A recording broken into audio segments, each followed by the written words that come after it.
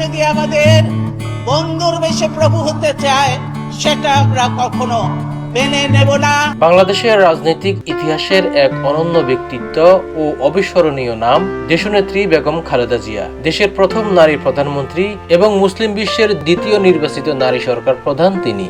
একনায়কতন্ত্র, স্বৈরাচার ও ফ্যাসিবাদের বিরুদ্ধে এবং গণতন্ত্র পুনরুদ্ধারের আন্দোলনের প্রশ্নে তিনি আপোষহীন নেত্রীর উপাধি পান। দেশের বাইরে আমি যাব না, কারণ দেশের বাইরে আমার কোনো ঠিকানা নাই।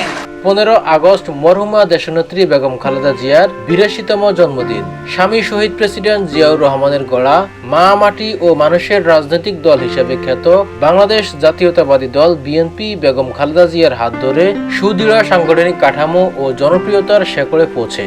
প্রতিশোধ নয়, প্রতিহিংসা নয়, ভালোবাসা, শান্তি ও জ্ঞান ভিত্তিক সমাজ গড়ে তুলি।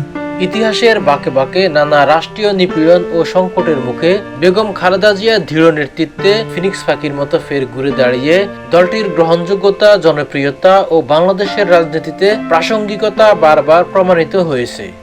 আরো প্রভুত্ব বাংলাদেশের জনগণ স্বীকার করবে না। বিএনপির চেয়ারপারসন এবং দেশের 3 বারের প্রধানমন্ত্রী দেশনেত্রী বেগম খালেদা জিয়া গত বছর 30 ডিসেম্বর ইন্তেকাল করেন। মৃত্যুকালে তার বয়স হয়েছিল 80 বছর। তার জানাজায় লাখ লাখ মানুষ অংশ নেন, যা মুসলিম বিশ্বের স্মরণকালের অন্যতম বৃহৎ জানাজায় পরিণত হয়। শোক, শ্রদ্ধা ও ভালোবাসায় আপোষহীন নেত্রী বেগম খালেদা জিয়াকে বিদায় জানায় দেশের মানুষ।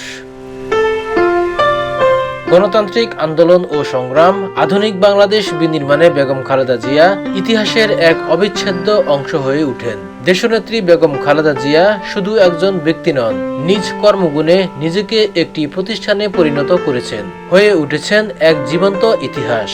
এই দেশেই আমার জন্মস্থান, এই দেশেই আমার মৃত্যু হবে, এই দেশের মানুষের মধ্যেই আমি বেঁচে থাকতে চাই।